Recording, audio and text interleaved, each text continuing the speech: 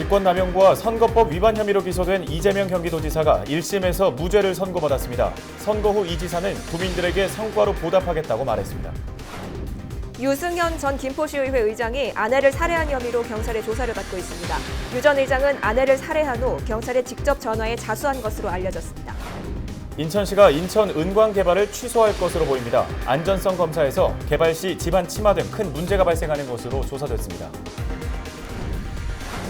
계양구가 계양산성을 중심으로 한 역사문화 복원 사업을 추진하고 있습니다. 하지만 완성도 하기 전 곳곳에서 제동이 걸리고 있습니다.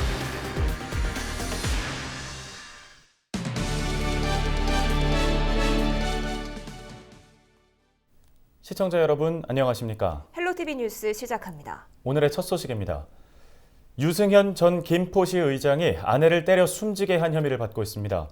유 전 의장이 자신의 폭행 사실을 인정하면서 지역사회에도 큰 충격을 주고 있는데요. 스튜디오에 나와 있는 이세진 기자와 자세한 이야기 나눠보겠습니다. 이 기자, 경찰이 유 전 의장에게 살인죄 적용을 검토하고 있다고요? 네, 그렇습니다. 유승현 전 김포시 의장은 아내를 폭행해 숨지게 한 혐의를 받고 있는데요. 경찰은 상해치사 혐의로 유 전 의장에 대한 구속영장을 신청할 방침입니다. 사건이 발생한 게 15일 오후 5시쯤입니다. 유 전 의장은 김포에 있는 자신의 집에서 술에 취한 상태로 아내 A씨를 때려 숨지게 한 혐의를 받고 있는데요. 유 전 의장은 범행 직후 아내가 숨을 쉬지 않는다고 직접 119에 신고를 했습니다. 119 구급대가 도착을 했을 때 아내 A씨가 심정지 상태였던 것으로 알려졌는데요. 고인의 몸에는 멍이나 타박상 같은 상흔이 있었고 사건 현장에는 술병과 골프채 등이 남아있던 것으로 확인이 됐습니다. 유 전 의장은 경찰 조사에서 아내와 다퉜다는 사실을 시인을 했는데요. 경찰은 유 씨의 진술에 따라서 유 씨가 아내와 다툼을 벌이다 이제 범행을 벌인 것으로 보고 있습니다. 다만 경찰은 유 전 의장이 아내를 살해할 의도가 있었는지를 추가로 파악을 해서 살인죄 적용까지도 검토를 하고 있습니다. 예, 알겠습니다. 이 유 씨가 사실 김포시의회 의장까지 지냈다는 사실을 지역민이라면 누구나 알고 있는 상황이기 때문에 이번 사건이 또 지역 사회에 주는 파장이 굉장히 클 것 같아요. 네, 그렇습니다. 그렇기 때문에 무엇보다 이제 지역민들의 충격이 가장 크고요. 사건이 있었던 게 이제 유 전 의장의 자택인데요. 현장에서 만난 이웃 주민들 역시 이런 일이 벌어질지 몰랐다며 예상치 못했다며 당혹감을 감추지 못했습니다. 한번 들어보시죠. 밭에 갔다 와서 그냥 잤는데 경찰차가 왔어. 그랬더니 그 집에도 그 무슨 과학수사대 그 사람들이 허연 가운 그냥 그 두시에 입고 들어가더라고. 우리 아들이 뭐라는 줄 알아. 엄마 사람이 죽어야 저런 거 가져오면 저렇게 입고 오는데 앞에 사람 죽었을 때 나왔었잖아. 무슨 일이 있나 봐. 그래. 무슨 일이 있기는 맨날 요새 뭐 고구마 신고 잘 댕기던데 뭐 내가 그랬지. 그랬더니 그랬네. 네, 여기에 유 전 의장이 아무래도 지역 정치권에서 활동을 한 이력이 있다 보니까 그리고 또 현 김포시 복지재단 이사장을 맡고 있는 만큼 지역 정치권의 충격도 만만치가 않습니다. 유 전 의장과 의원 시절부터 함께 지냈던 지역 정계 인사들도 이런 사건이 벌어진 게 안타깝다라는 분위기인데요. 다만 이번 사건이 정치적인 이해관계로 풀이가 되거나 귀결되는 여론은 부담스럽다면서 손을 긋기도 했습니다. 네, 유 씨가 현 복지재단 이사장직을 역임하고 있었던 만큼 이 재단 분위기가 가장 뒤숭숭할 것 같은데요. 어떻습니까? 그렇습니다. 이 재단에서는 사건 이튿날인 16일 오후 긴급 이사회를 열었습니다. 이사회에서는 이사장인 이제 유 이사장에 대한 해임안이나 아니면 직무대리안에 대한 이야기가 오고 간 것으로 보이는데요. 이사회 직후 이 재단 관계자를 만났지만 이 민감한 사항인 만큼 공식 입장을 밝히는 것을 꺼려하기도 했습니다. 입장 한번 들어보시죠. 얘기 없어요. 결정된 사항이 없어요. 그러면? 얘기할 거 없어요. 그러면 대리로 하신다거나 그런 부분에 대한 것도 나도 기록을 지금 내록을 작성하기 때문에 그거 보고 나서 말씀드릴게요. 입장 발표할 거 없어요. 개인적인 일이기 때문에 그 입장 발표할 게 없어요. 어쨌든 재단 입장에서는 운영을 계속 해 나가셔야 되는 거죠. 계속 나가죠. 더 맛시키지 마지 말. 이 지역에서 활발하게 활동을 해왔던 인사인 만큼 이번 사건에 대한 파장이 굉장히 큽니다. 이세진 기자, 새로운 소식 들어오는 대로 계속해서 전해주시죠. 수고하셨습니다. 다음 소식입니다. 직권남용과 선거법 위반 혐의로 기소된 이재명 지사가 1심 법원에서 무죄 선고를 받았습니다. 이 지사는 앞서 검찰의 구형대로 형이 확정됐으면 지사직을 잃을 뻔했는데 1심 선고에서 기사회생했습니다. 이지훈 기자가 취재했습니다. 이재명 경기도지사의 정치 생명이 달린 1심 선고. 법정에 들어서는 이 지사는 침착함을 잃지 않았습니다. 겸허하게 선고 공표에 임하도록 하겠습니다. 수원지법 성남지원 제1형사부는 직권남용과 선거법 위반 등 총 4가지 혐의로 기소된 이 지사에게 무죄를 선고했습니다. 앞서 검찰의 판단과는 180도 다른 결과입니다. 재판부는 먼저 이 지사의 친형 강제 입원 시도에 대해선 직권남용이라고 쉽게 단정할 수 없다고 판단했습니다. 또 검사 사칭과 대장동 개발업적 과장 의혹에 대해서도 검찰의 유죄 주장을 인정하지 않았습니다. 선고 후 취재진 앞에선 이 지사는 한동안 말을 잇지 못했습니다. 기소된 혐의 모두 무죄 판결 나왔습니다. 1심 재판부 판단 어떻게 생각하십니까? 먼저 사법부가 인권과 민주주의의 최후 보루라는 사실을 확인해 준 우리 재판부의 깊은 감사와 존경의 마음을 표합니다. 지사직 자리를 지키게 한 1심 재판부의 판단에 대해 검찰이 항소할 것으로 예측됩니다. 판결 전 법원 주변에서는 이 지사의 지지자 50여 명이 법원의 무죄 판결을 요구했습니다. 공직선거법상 선거사범재판은 기소 후 1년 안에 최종 결론을 내야 합니다. 이 원칙대로라면 이 지사에 대한 확정 판결은 올해 11월 안에 날 것으로 보입니다. 헬로티비 뉴스 이지훈입니다. 앞서 전해드린 것처럼 이재명 경기도지사의 1심 선고가 무죄로 끝나면서 이 지사는 지사직을 유지할 수 있게 됐습니다. 검찰이 기소한 4가지 혐의에 대해 법원이 모두 무죄를 선고하면서 지지자들로부터 무리한 기소가 아니었냐 하는 비판의 목소리도 나왔는데요. 그럼 재판 결과에 대해서 기자와 함께 자세히 짚어보도록 하겠습니다. 스튜디오에 김호 기자 나와 있습니다. 네, 김 기자. 검찰 구형과는 다르게 이 지사가 무죄 선고를 받으면서 지사직을 유지할 수 있게 됐습니다. 네. 이 재판 결과에 대해서 짚어주시죠. 네, 이재명 지사의 혐의는 잘 알려진 것처럼 직권남용 1건과 공직선거법 위반 3건 등 모두 4가지였습니다. 그럼 먼저 직권남용에 대해서 짚어보도록 하겠습니다. 직권남용은 지난 2012년이었죠. 성남시장 재직 당시에 친형을 정신병원에 강제 입원시키고 또 보건소장 등에게 강압을 지시를 하면서 이 같은 혐의를 받게 됐는데요. 재판부는 치료를 위해서 어쩔 수 없다 이런 판시를 내면서 무죄를 선고를 했습니다. 다음 공직선거법 위반 혐의 3가지에 대해서 짚어보겠습니다. 앞부분에 강제 직권남용에 대해서 무죄가 선고가 됐는데 이 부분에 대해서 이제 토론회에서 어떤 후보자가 이제 지적을 했습니다. 근데 이 부분에 대해서 아니다 이렇게 얘기를 했는데 이게 이제 허위사실 공표로 기소가 됐는데 앞부분에서 재판부가 직권남용이 무죄라고 선고를 했기 때문에 자연스럽게 이 부분도 무죄가 성립이 됐습니다. 네. 자, 두 번째 검사 사칭 부분인데요. 지난 지방선거 토론회에서 역시 상대 후보가 이재명 지사가 2002년도에 시민운동을 하면서 검사를 사칭하지 않았느냐 이렇게 지적을 했는데 이재명 지사가 이제 부인을 했죠. 이거에 대해서 역시 허위사실 공표로 이제 기소가 된 부분인데 재판부는 피고인의 발언이 이제 구체적이지 않았다. 그리고 당시 이제 상대 후보가 추가적인 질문을 하지 않으면서 이거에 대해서 구체한 것이 없다. 이렇게 돼서 무죄가 선고가 됐습니다. 네. 자, 그리고 끝으로 성남시 대장동 개발과 관련해서 과장된 혐의가 있었다. 이렇게 이제 기소가 된 부분인데요. 재판부는 개발 이익이 정확하게 이제 숫자로 나타나지 않은 부분, 그리고 다소 과장된 표현이 있긴 했지만 이 사실에 대해서 이 지사가 허위를 인지하고 발언하지 않았다. 그렇게 해서 이 부분 역시 무죄를 선고했습니다. 자, 이에 앞서서 검찰은 직권남용 혐의에 대해서 징역 1년 6개월을 구형을 했고요. 3가지 공직선거법 위반 혐의에 대해서 600만 원의 벌금형을 선고했는데 공직선거법은 벌금형을 선고를 했고 직권남용은 이제 징역형을 구형을 했어요. 예. 왜 이렇게 했는지에 대해서는 다시 한번 뒷부분에 가서 설명을 해드리겠습니다. 네, 이 지사의 4가지 혐의에 대해서 짚어봤는데요. 이번 재판이 직권남용 그리고 공직선거법 위반 혐의에 대해서 따로따로 선고를 하게 됐다고요? 네, 그렇습니다. 공직선거법에는 선거 범죄와 다른 죄에 대해서는 각각 분리 선고하도록 규정하고 있습니다. 그래서 이재명 지사의 경우에는 앞서 말씀드렸지만 3건의 선거법 위반 혐의가 있었고 1건의 직권남용 혐의가 있었는데 이래서 이제 따로 선고가 이루어졌습니다. 추가로 좀 말씀드리면 이재명 지사와 같이 선출직 공무원의 경우에는 형량에 따라서 그 직을 잃을 수가 있는데요. 네. 선거법 위반의 경우에는 100만 원 이상의 벌금형이 선고가 되면 직을 잃게 됩니다. 따라서 앞서 그 검찰이 이제 구형을 했을 때 선거법에 대해서는 벌금형을 구형을 했죠. 이 같은 맥락에서 보시면 될 것 같고요.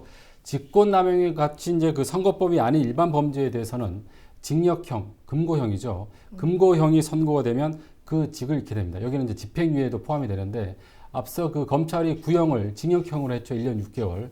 그래서 그 맥락에서 보면 왜 검찰이 이렇게 구형을 한지 알게 될 겁니다. 네. 네, 1심 결과가 무죄로 선고가 됐고 또 이제 이후 재판 일정이 궁금해지는데요. 어떻습니까? 네. 검찰이 이제 이 무죄에 대해서 즉각 항소할 뜻을 밝혔습니다. 자, 일반적으로 이제 사회 고위층의 재판은 시간이 굉장히 길게 늘어지는데요. 하지만 선거법 재판은 조금 다릅니다. 자, 공직선거법 제270조를 보면요. 선거범에 관한 재판은 다른 재판에 우선해서 신속해야 한다. 이렇게 규정을 하고 있습니다. 또 판결의 선고는 제1심에서는 공소가 제기된 날로부터 6개월 이내에 이루어져야 된다. 그러니까 검찰이 지난해 12월 11일 날 기소를 했죠. 그래서 6개월이 지나기 전 5월 달 바로 오늘 이렇게 1심 선고가 내려졌고요. 네. 검찰 기소가 또 2심과 3심은 전심의 판결 선고가 있는 날부터 각각 3개월 이내에 반드시 해야 된다. 이렇게 규정을 하고 있습니다. 따라서 1심이 이렇게 5월 달에 났기 때문에 2심은 8월, 그리고 3심, 대법원의 판결은 최소 11월 달에서 12월 이렇게 나기 때문에 이재명 지사의 어떤 최종 판결은 올해 안에 이렇게 끝난다 이렇게 볼 수가 있습니다. 네. 네. 그러면 이번 선고의 결과가 내년 국회의원 선거에는 어떤 영향을 미치게 될까요?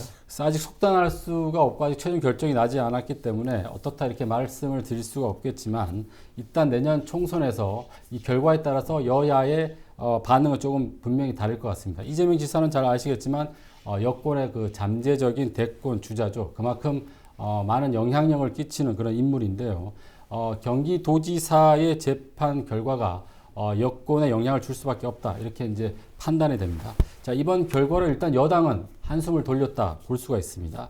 특히 그 경기도의 경우에는 국회의원 수가 60석입니다. 서울이 이제 49석인데 서울보다도 많고요. 전체 지방 그 지역구 의원 수가 253석이니까 한 4분의 1 경우가 이제 경기도에서 배출된다 이렇게 볼 수 있습니다. 예. 네. 결국 그래서 국회의원 선거의 어떤 판도가 경기도에서 이제 좌지우지 될 수 있다 이렇게 판단이 되기 때문에 경기도의 어떤 국회의원 선거가 굉장히 중요한데 국회의원 선거에 있어서 지방자치단체장의 그 영향력 굉장히 중요합니다. 많은 조직을 또 거느릴 수도 있고 지역 주민들에게 상당한 영향력을 미칠 수 있기 때문에 지방자치단체장이 여당이냐 야당이냐에 따라서 국회의원 선거 상당히 많은 영향력을 끼칠 수 있습니다. 예를 들어서 지방 그 자치단체장의 어떤 행사가 있을 때 같은 당이면 사실 굉장히 쉽게 이렇게 초대를 할 수 있거든요. 예. 다른 당이면 뭐 가는 것도 눈치가 보이고 뭐 또 이렇게 초대도 안 하는 부분도 있기 때문에 어떤 지자체장이 계속 그 직을 유지하느냐에 따라서 국회의원 선거가 굉장히 그 영향력을 받을 수 있다. 이렇게 보면 이번 그 판결이 얼마나 중요한지 예측할 수 있습니다. 네, 뭐 이번 재판 결과만 보면 여당은 한숨 돌렸다고 할 수 있겠는데 앞으로 2, 3심도 지켜봐야겠네요. 네, 지금까지 이재명 경기도지사의 1심 재판 결과 정리해봤습니다. 김호 기자 수고했습니다.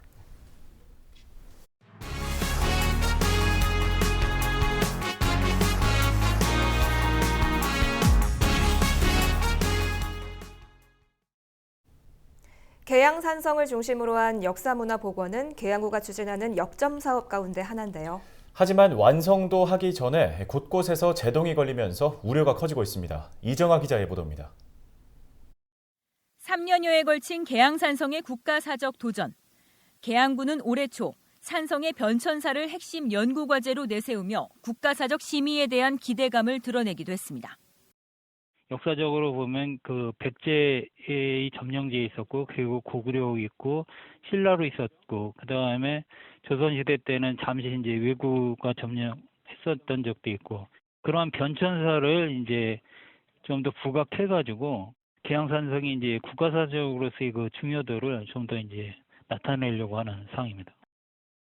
하지만 이번에도 실패였습니다.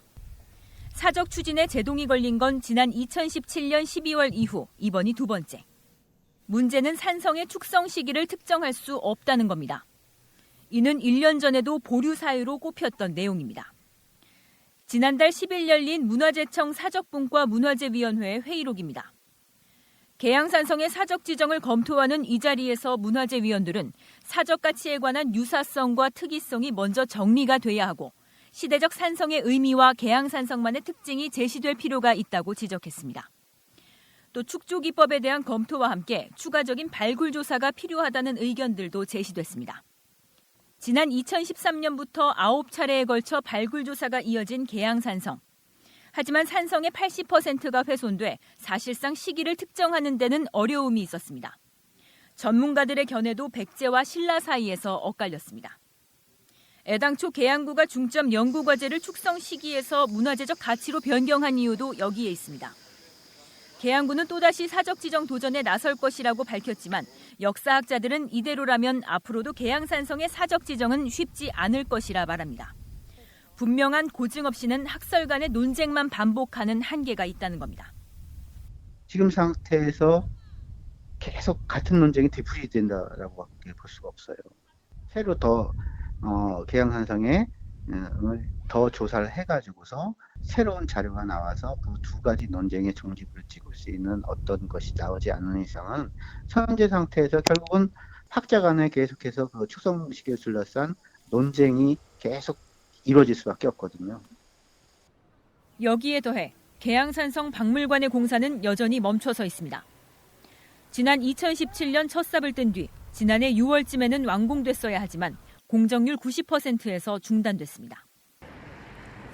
계양산성 박물관 공사 현장입니다. 하루에도 많은 주민과 등산객들이 수시로 오고 가는 길목이지만 공사는 수개월째 멈춰선 채 이대로 방치되고 있습니다. 오가는 사람들은 불편을 호소합니다. 산을 이렇게 다 파갖고 나무를 여기 지금 한 수백 그루 베놨잖아요. 그래서 그런 건 좀 안타깝고. 이사 오고 며칠 뒤부터 쿵쿵쿵 캉캉 하더니 여기 산을 다 나무를 베고 파는 거예요. 얼마나 실망했는지 몰라요. 역사 이게 금방 지어져 갖고 할 줄 알고 그랬더니 뭐 금방 이게 뭐지? 내가 볼 때는 한 6개월 이상 지연된 것 같은. 미관장 좀 지저분하고 너무 오래 끓은 게 안 좋죠. 공사가 지연된 원인은 계양구와 시공사 간 빚어진 공사비 갈등. 실제로 3년 전 착공 이후 올해까지 모두 8차례나 설계가 변경됐습니다. 자연히 준공은 연기될 수밖에 없었습니다. 시공사 측은 이 과정에서 설계 변경으로 철거를 하고 다시 공사를 진행하는 과정을 반복했다면서 기간 연장과 공사비 증액을 주장했습니다. 계양구는 시공사와 협의에 나서겠다고 했지만 공사는 재개되지 않았습니다. 인천에 위치한 시공사를 찾았지만 이미 지난해 문을 닫은 상황. 여기서 저희 작년 11월에 이사 왔어요. 11월 말. 그때 당시에는 아예 아무것도 없이 텅 비어 있었어요. 네, 비어 있는 상태에서 저희가 들어온 거예요. 하지만 계양구는 이 같은 사실을 알지 못했고 결국 지난달 말 시공사와 계약을 해지했습니다. 공사를 할 능력이라든가 의지가 없다고 판단해서 계약 해지를 했고요. 실제 사무실에 있는지 없는지 모르겠어요. 요즘 상당히 많아 보이는데요. 대부분의 경우에는 시공사가 자진해서 요청하거나 우리 쪽에서 감사가 있어갖고 이거를 설계를 까거나 실제 설계 변경은 한 3건이에요. 그래서 그 사람들의 말은 믿을 수가 없어요. 여기서 공사 대금을 받지 못한 하청업체는 모두 30여 곳으로 전체 피해 금액만 6억 원이 넘습니다. 또 연기된 공사 일정의 예산도 5억 이상 늘어난 데다 새 시공사를 찾아 앞으로 구민의 혈세를 더 투입해야 하는 상황입니다. 공사 추진 과정 곳곳에서 문제가 제기되자 지역 시민단체는 광급 공사에 대한 계양구의 부실한 관리 감독이 결국 예산 낭비로 이어지게 됐다고 지적합니다. 행정에서는 업체가 문제라고 얘기는 하긴 하지만 이미 이게 이제 오래전부터 1년 전부터 불거진 문제에서 그걸 관리 감독하는 행정기관, 특히 계양구청에서 좀 면밀히 검토하지 못하고 그것들에 대한 대안을 좀 빨리빨리 마련하지 못하는 것이 이런 사태가 좀 난 거라 생각이 들고요. 우리 지역의 소중한 역사 문화유산을 되살려 이어가겠다던 계획은 어느덧 3년 차에 접어들었지만 성공의 문턱을 넘기까지는 갈 길이 아직 멀기만 합니다. 헬로티비 뉴스 이정아입니다. 인천 가족공원 지하에는 은광이 있습니다. 인천시가 이 은광을 지역의 관광 콘텐츠로 개발하는 계획을 추진해 왔는데요. 사실상 어렵게 됐습니다. 개발 시 주변 지역의 집안 침하 등 심각한 문제를 야기할 수 있다는 분석이 나왔기 때문입니다. 이재필 기자가 보도합니다. 인천 가족공원 지하에 자리한 인천 은광. 깊이는 최고 지하 350m로 일제강점기 시절부터 1989년까지 채광이 이루어졌습니다. 특히 1980년대에는 국내 은 생산량의 60%가 이곳에서 생산될 정도로 상당한 매장량을 자랑했습니다. 인천시가 인천 은광을 관광 콘텐츠로 개발하려 개발 가능성과 안전성 조사를 실시했습니다. 하지만 조사 결과 많은 문제점이 확인됐습니다. 집안 안정성은 4등급으로 불량 판정을 받았습니다. 특히 개발로 갱도 내부의 지하수가 빠져나갈 경우 주변 지역의 집안 침하 등 심각한 문제를 야기할 수 있다고 조사 보고서는 강조했습니다. 경제성도 낮은 것으로 조사됐습니다. 용역 보고서를 살펴보면 안전을 위한 보강공사에만 약 67억 원이 필요합니다. 여기에 지하수를 빼내는 비용과 내부 충전물을 채우는 비용을 더하면 그 액수는 더욱 커집니다.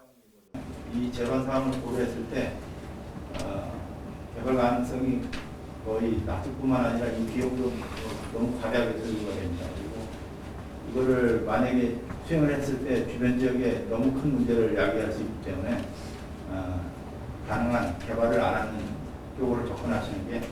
보고회를 마친 후 인천시 관계자는 안전상의 큰 문제가 제기된 만큼 사업을 진행하기는 어려울 것 같다고 답변했습니다.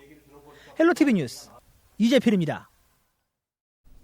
불이 나면 무엇보다 신속한 출동이 중요한데요. 전통시장 안에 있는 소방차 진입로에 상인들의 물건이 진연되어 있어 문제입니다. 하지만 이를 막을 수 있는 법적 근거가 없어서 관계부서에서도 난색을 표하고 있습니다. 스마트폰 출동 김진재 기자입니다.